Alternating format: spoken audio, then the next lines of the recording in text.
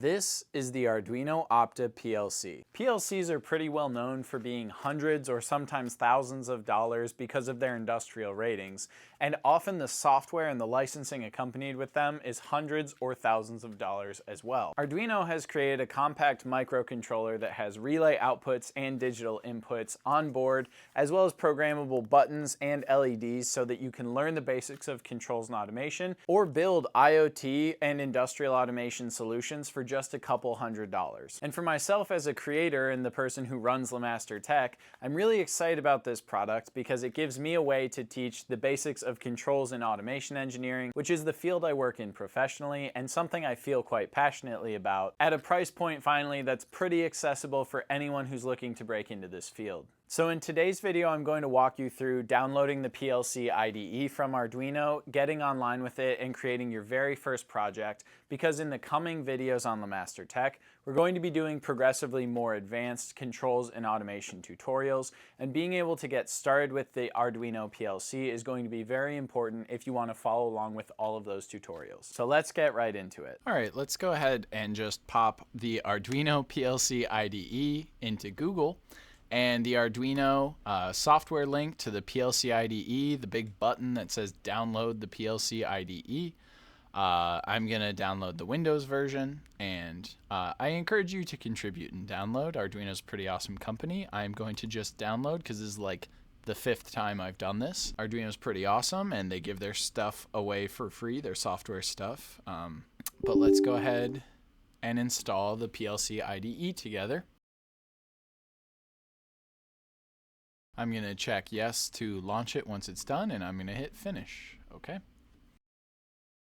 Alrighty, so it looks, even though I just downloaded it, can remember that I did some programs here before, which is fine.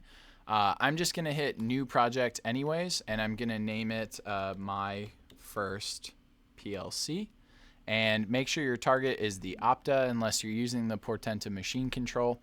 But I'm going to use the Opta. I'll just put it in documents is fine. And I'll hit OK.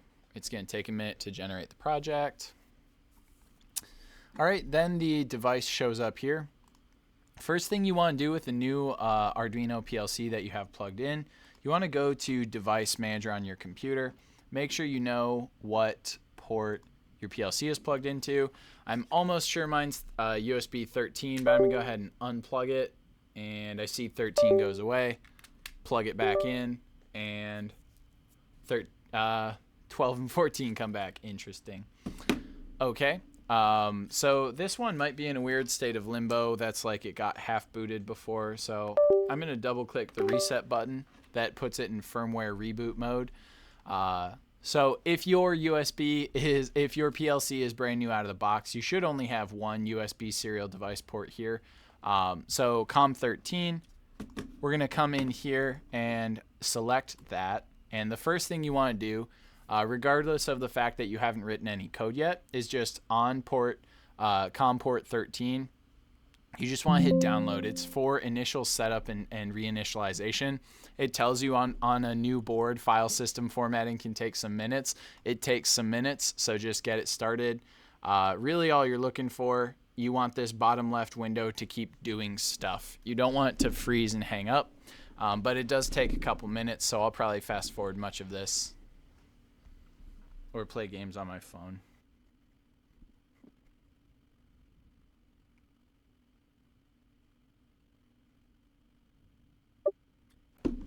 Okay, and you want file downloaded successfully. That's good. Anything that's like, hey, DFU, invalid suffix, stuff like that. Your Arduino PLC IDE might have gotten incorrectly downloaded. You might want to go to the Arduino IDE and install the Opta libraries. You might want to try double pressing reset on the Arduino Opta to get it to go back into bootloader mode and try again. Double check your COM ports are correct with Device Manager. Those are all the troubleshooting steps that I know of because I've gone through very similar things. But ideally, if that works and you go to Device Manager and ports, you now have 2 ports because this is a dual core PLC. So there are 2 USB ports in use to communicate with it. So you have 12 and 14. you want to go into online and set up communication and go to Modbus and properties. And you want to grab the higher of those two ports. The rest of the defaults should be fine, the baud rate, the frame, all that stuff. Hit OK, hit OK. And now you want to connect to the target. So I'm actually just going to unplug and plug back in the PLC for my little, you know, hey, I'm IT, this is how I do things. I don't think you have to do that, but go back to unload online, setup communication, Modbus, COM14, that all looks good. Okay, and now there's nothing in main except count equals count plus 1. That's the default program Arduino gives you. But when you are in resources on this header page, you want to connect to the PLC. Even before downloading anything to it, you're just connecting to make sure that all the setup stuff worked okay. It'll take a second. Okay, now I've previously licensed this, but initially yours will probably tell you that you need to disconnect it and connect it back for the permanent license to take effect. One really cool thing that Arduino does that most industrial PLC IDE providers do not do is they include a permanent license for your PLC with the purchase of the hardware. So for about $200, which is not nothing, you get a micro-PLC that has relay outputs as well as programmable inputs that can be analog or digital inputs or more outputs if you need them to work that way. It can also be clipped into expansion I/O modules, which makes it a lot more useful and flexible.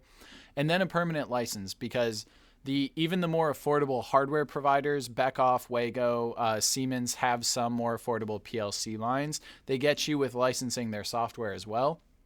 So really, for getting into the world of industrial automation and controls, this is a pretty crazy affordable option. So you should have all green. Not every Opta has Wi-Fi and Ethernet, so depending on the version you bought, these might not all be green, but mine does. So let's go to main, which is just the default program. Okay, now I'm just going to go to talk about the two tabs that they kind of give you by default. They give you project and resources.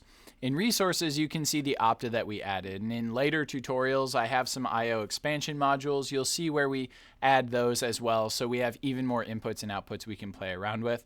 But the Opta, right on the body of the main PLC, it has a channel of inputs on the top. It has relay outputs on the bottom, and then it has 4 status lights for L1, L2, L3, and L4 at the bottom. And then it has a red, green, and blue LED.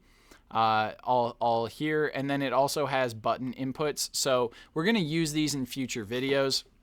For now, the only thing I'm going to do is I'm going to go to LED outputs, and I'm going to give LG, which is the green light, a variable name called green, so that then we can go over here to projects, and in my first PLC project, I'm going to add a new program.